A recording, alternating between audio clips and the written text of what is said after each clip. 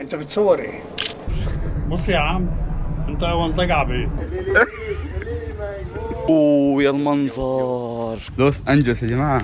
احنا لوحدنا حرفيا في الممشى. احنا عندنا اوعى الكابوس وهم عندهم اوعى الحاجز. اوعى الحاجز انت شوف يا جدعان، الايفنت جامد. فور ويل راس البر.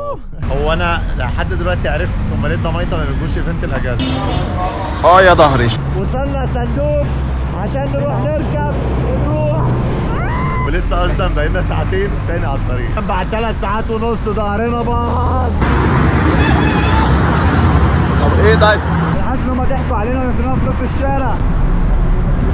اول توثيق رسمي لرحله دمياط او راس البر. انا لسه عارف معلومه ان هم جنب بعض، فدي حاجه بصراحه بالنسبه لي جديده، ولكن اول رحله ناخدها بالليل. احنا دلوقتي يا شباب 3 ايام. كفايه ان انا موجود اصلا. لقيناه في الميكروباص بيقول انا لازم يدقل لبنان فخدناه معانا. يلا يابا، انا بقى ورا كده، والخمسه اللي ورا اللي قاعدين اللي سايبهم دول يهبوا. تعالوا يلا يا جماعه، وصلنا راس البر بعد معاناه ما يقارب المشوار اللي احنا بدأناه الساعه 6:30، حاليا الساعه 12. اللي حلو قوي يا جدعان الطفطف ده والباصات اللي هي بتلاقيها مفتوحه كده. كابتن نصر اهو. وده يا جماعه اللي كان بيطمن علينا ليل نهار واحنا في الطريق. مصر كلها. انا هركب ورا حوض يا جدعان. سلام. السلام عليكم. واو، وصلنا فندق الامارات. غرفه 204. وقبل ما نحط الشنط في الفندق ونروح ناكل، عايز اكلمكم عن الستور اللي غير تجربتي في رياضه السكيت، واللي هو اوربن سكيت ستور. هو ستور متخصص في رياضه واحده وهي السكيت، وده هيخليك مطمن انك رايح لناس فاهمين انت عايز ايه وفاهمين الشغف اللي عندك، يعرفوا ان هم يساعدوك ويحدوا لك السكيت المناسب لما تستشيرهم بافضل طريقه وافضل تعامل. سواء كنت مبتدئ او ولي امر عايز تميز عيالك برياضه مميزه ومختلفه زي السكيت، او محترف رياضه، فكل المتطلبات ديت موجوده عنده. وعشان انا بحبكم ظبطت لكم كود HSH علشان يعمل لكم خصم جميل جدا جدا جدا في الاوردر بتاعك اللي جاي. ده غير الخصم اللي هيعملوه في نهاية السنة اللي بيوصل لحد 30% خصم على المنتجات الموجودة في السكيت في يوم 27 و28 29 في الشهر الحالي شهر نوفمبر. والتفاصيل اكتر هتلاقوا اللينكات بتاعتهم تحت في الوصف. خليك قريب ويلا عشان انا جوعت والله بقى. خلينا يلا عشان ايه؟ عشان نروح ناكل. اكتر حاجه مطلوبه هنا سألوا في فطير؟ في فطير ولا لا؟ في فطير؟ ايه ده؟ صينية الملوك دي. انتوا اصلا شايفين ده اكتر واحد كويس. بتزفلط منه. ازاي بقى؟ 160 درجة. ماشي، هي بتصور من عندها. لا انا بقول كل يوم فطير بلا جمبري بلا بتاع. احنا دلوقتي الساعة 1:30 طالعين نركب المركب اللي هناك دي، فهنشوف فعاليات المركب ان شاء الله. بصراحة رجالة راس البر او الضميطة يعني بمعنى اصح استقبلونا استقبال جامد قوي قوي. يا سميطة، السؤال ده ليك يا رمضان. 2 بالانجليزي يعني ايه؟ يعني والله يا فندم، يعني جزء من النار. فانا हो गया तेरा खैर जब रहोगे जब फैन हो गया कुछ देखते दिल में दर्द हो गया तेरा. والله يا جدعان احنا جينا اول ساعتين في اول يوم واتبسطنا الصراحه جدا. انا لو لوحدي دلوقتي ابقى راضي الحمد لله. بس مش هنروح، احنا قاعدين في راس البر غصب عن عين الناس دي. كتاكيت الفيوم. يا جماعه، مرات عمرو عماله تتصل وعمرو يعني عمرو يعني مشغول مش قادر يرد. مش قادر يرد. هي عارفه انا بحب الفطير ازاي. واخيرا وصلنا دمياط، ووصلنا بالتحديد في مدينه راس البر. انا كمل دوما. مدينه راس البر يا جماعه مدينه سياحيه بتطل على حاجتين روعه. اولهم النيل اهو، الجزء الثاني هناك البحر المتوسط. طبعا ده المدينه السياحيه او الساحليه اللي هي بتدمج الاثنين مع بعض. وهنشوف الفنارة والبرزخ، صح ولا انا غلطان؟ ده اللي هو الدمج ما بين البحر والنيل، وهنشوف الخط الفاصل ما بينهم ان شاء الله. وهسيبكم بقى مع المنظر الجميل ده والفيو الرائع ده. فندق الامارات ده اللي احنا قاعدين فيه، والغرفة بتاعتنا اهي. انا عاجبني الصراحة البيت ده.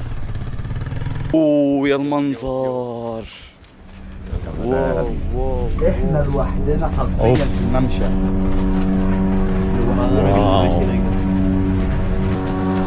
السلام عليكم.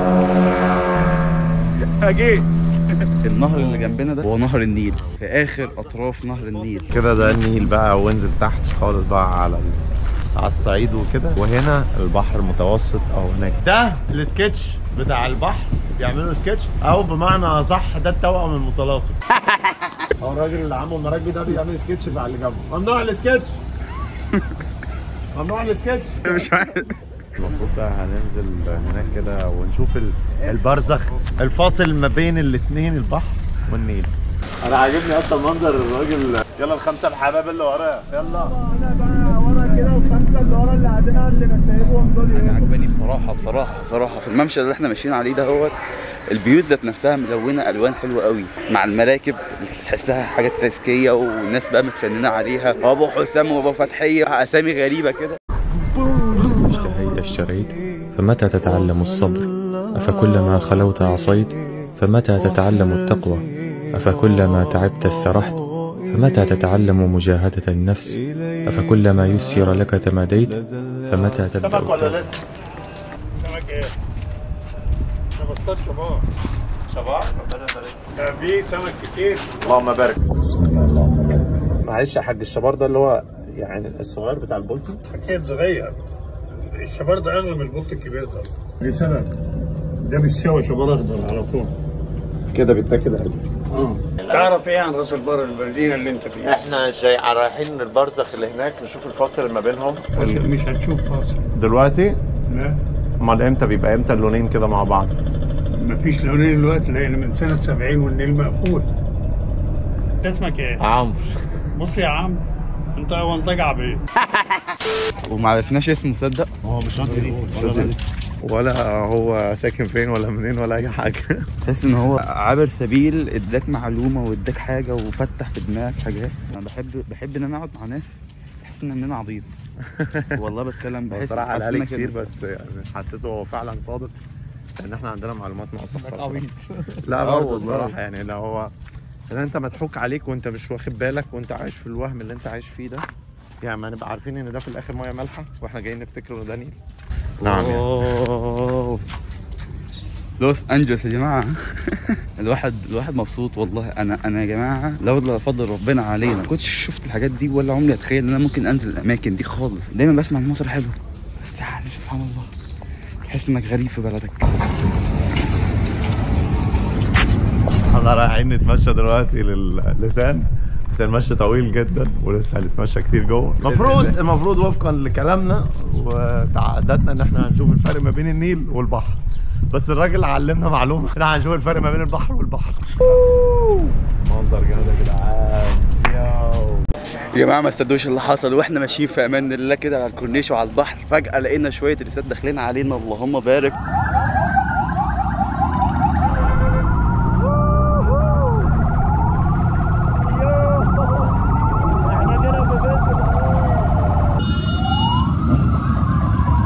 نفسنا في ايفنت وبتصور في ايفنت وخطفوا عمرو وحاجات قصه كبيره جدا. يلا بينا.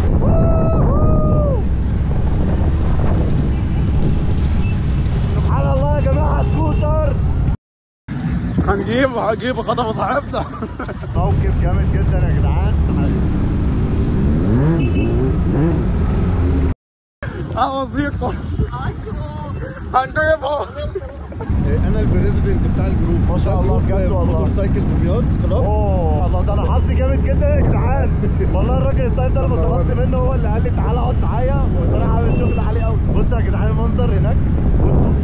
واو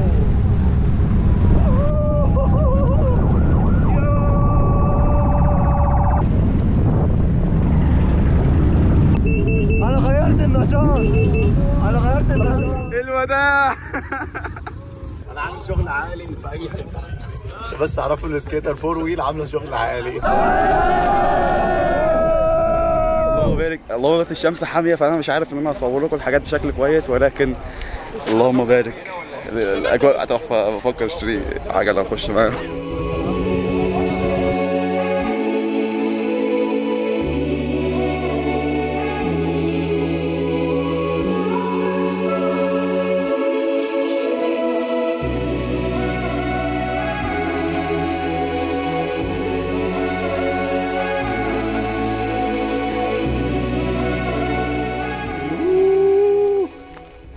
واو،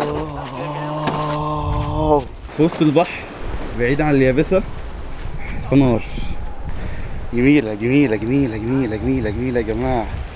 وحواليك كده البحر، حواليك المراكب، السفن. يا الله، رهيب رهيب رهيب رهيب. المفروض يعني ده البرزخ، الجزء الخط انا مش عارف باين لكم ولا لا، بس هو ده اللي فاصل ما بين البحر والنيل.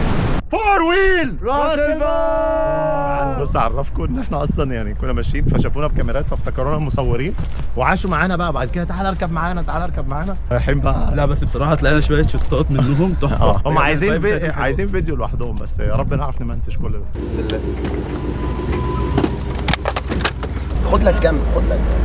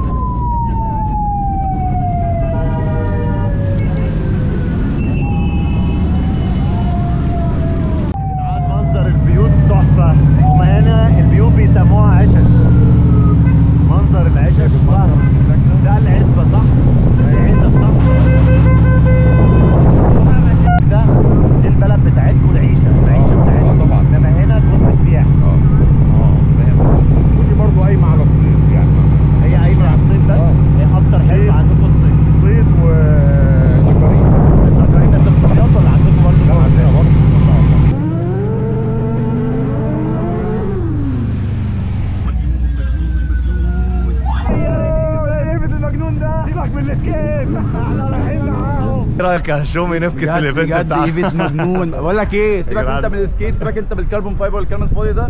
هنجيب مكان. يفرحونا والله يا جدعان. مايتا موتور سايكل صراحه عامل شغل عالي هنا قوي، والناس مبسوطه ومنظمين ماشيين بشكل منظم. كمان جايين متاخر. كمان ده كان في نظام. احنا جايين من دبي اصلا. اوه ده احنا بدك السنه الجايه راشين معاك. يلا بينا. ما شاء الله يا جدعان، ابو الحمايل وافق ان احنا نركب العربيه الجامده دي. اللهم بارك. او ما اعرفش هي دي مصنفه هي عربيه ولا موتوسيكل ولا موتوسيكل. اسمها بولاركس.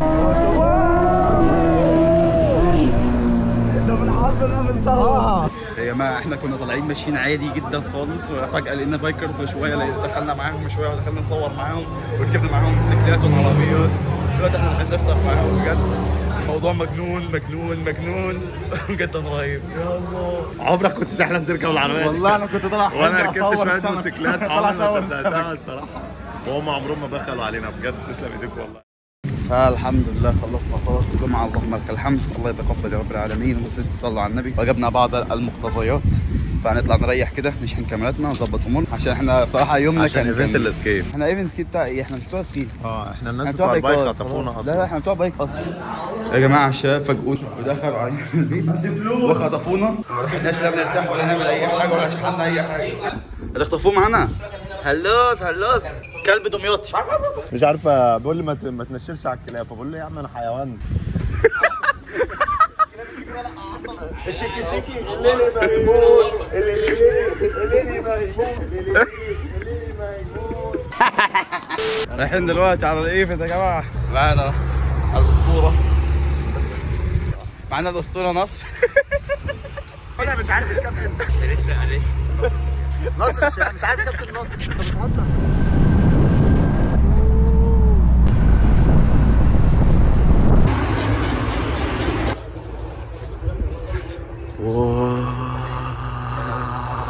في شباب هنا بيسبحوا. هلا والله. اللهم بارك. أسأل الله تبارك الرحمن. الفيو جامد. والله العظيم لو سمعتوا الركوب للاخر انا عاوز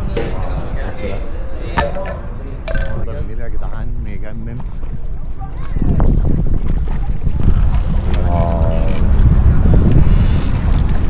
يا جدعان في فصلان للروقان. هم بيخطفونا ويصطادونا. دي شبكة. لا مش هتقعد، لا والله هنقعد. الصراحة هدوء واسترخاء رهيب. بس انا بلاحظ ان احنا كل ايفنت بيبقى احلى من اللي قبله. انا دايما بفكر كده في الموضوع اللي هو احنا في المحافظه دي احسن محافظه واحسن ايفنت ممكن نعمله. مش هنلاقي استضافه احسن من كده، مش هنلاقي اماكن احسن من كده، مش هنلاقي تيم احسن من كده.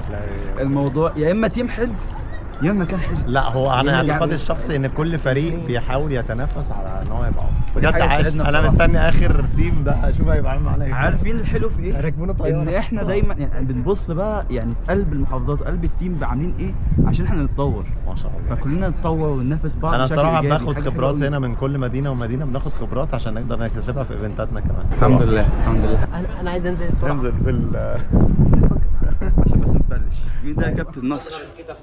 الله عامل ايه؟ ايه الاخبار؟ سلم. قول لهم انت اتغديت ايه النهارده؟ قول لهم. مش اتغديت امبارح محشي. طيب يا جماعه احنا حاليا جاهزين ان احنا نتحرك من الكافيه. جهزنا الشباب وده كابتن نصر معانا.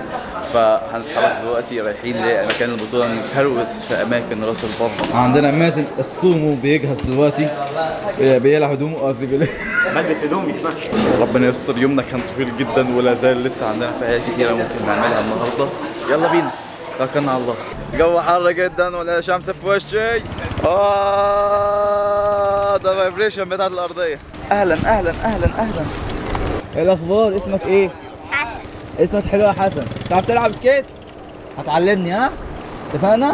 يلا بينا. مين هنا اول مره يطلع معانا؟ انا يا كابتن حسن. رجاله منورين. الله يبارك لك. وطبعا ده كابتن نصر اللي هيليد الكروز ده. طبعا ملك السومو. اطول سكيتر معانا في الايفنت النهارده. اللهم بارك. ما شاء الله.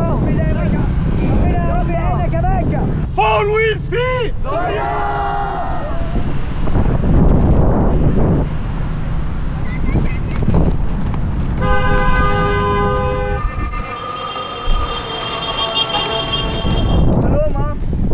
Yeah, call me after the 5 minutes. Okay. وده بقى اشهر جامع عندنا في جامع الرحمة. أول جامع وأشهر جامع عندنا. منظره فظيع. لا تعمل دي. وطلع على دي. طلع على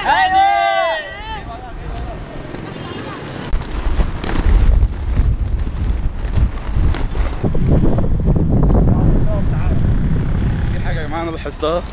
انا مش مهندس معماري ولكن المباني هنا جميله جدا. هندستها جميله يعني الممشى والجو وانك طريقك للبحر عباره عن ممشى. تكنيك حلو جدا جدا جدا. والبيوت يعني تحس ان هو كل بيت ليه قصه. يعني حتى هنا حاجه اكتشفتها بس لما البيت هنا عشش ليها معنى عميق. وكمان تحس كل عش ليه قصه. عش ليه حكايه، ليه تصميم، ليه فن. مش كل واحد بقى يعني كوبيس لا، كل واحد الهيكل بتاعه مختلف، التصميم بتاعها مختلف، الالوان بتاعته مختلفه، الزخرفه بتاعتها مختلفه.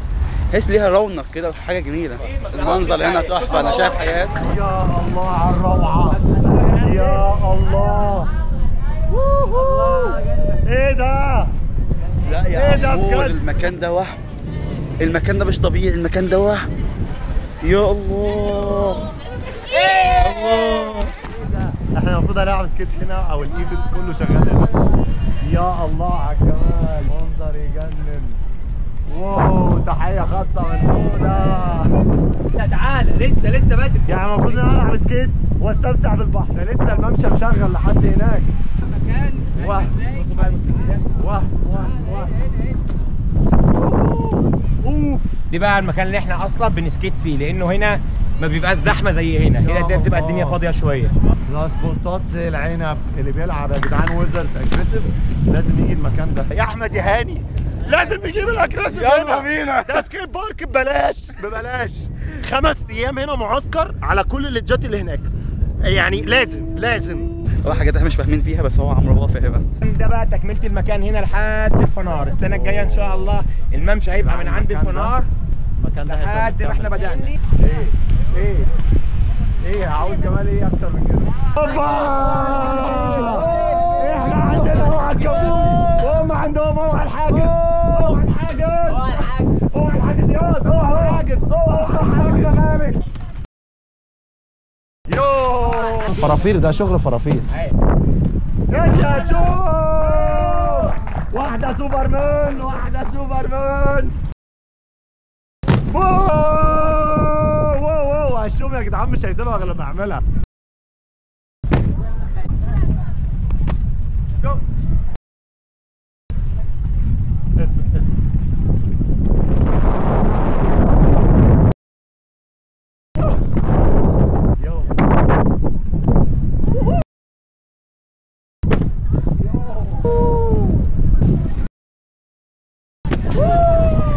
طالع جامد قوي.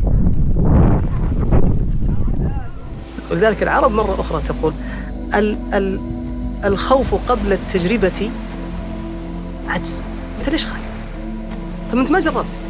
طيب ليش ما تقدم؟ أنت ما عندك قدرات. طيب أقدم. أخاف تقولوا عني أحمق.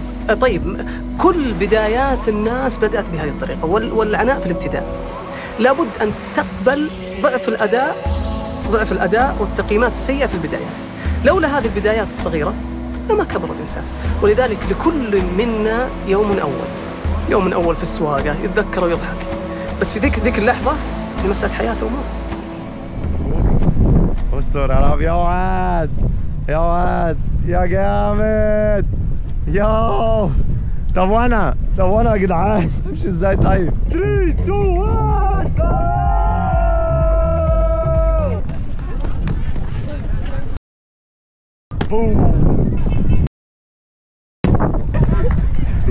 هي صحيحة. محاولة صحيحة. لا خلاص اهي. محاولة صحيحة. يوه اوعى تقع تفرقع.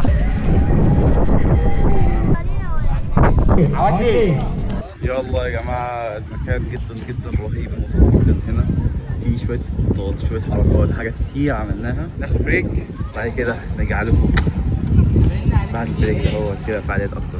والله يا جدعان هم عاملين شغل عالي قوي هنا في راس البر. المنظر الجميل ده اللي انتوا شايفينه مع السكيت مع الميوزك، فالصراحه عاملين شغل حلو. خلصنا الايفنت بتاعنا اللهم لك الحمد، وحاليا رايحين الفندق. المفروض ان شاء الله يا رب رايحين ناكل. والمكان بيقولوا المفروض ان هو المكان دلوقتي كده رايق، معرفش ازاي بس هو بيقول ان هو رايق يعني. بس انا هوريكم الوضع هنا مساوي ازاي. بس يعني مبسوطين جدا. الاجواء هنا جدا جميله اللهم لك الحمد. انت تاكلوا ايه الاول؟ ده الجمبري اللي انت بتقول عليه؟ لا طبعا. هشوم الناس بتتخانق عن نوتي. يا عم اتخانق براحتك. بص يا جدعان اديله عزبة البرج اولى بيه.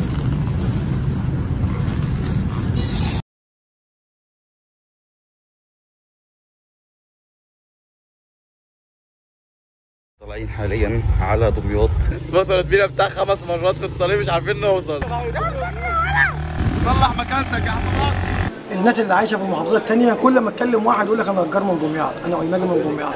اقسم بالله ما يمسوا دمياط بشيء. دخلوا مصر هنا احتلوا الجامع هناك، وبعدين مسجد، وبعدين كنيسه ثم مسجد عمرو بن العاص.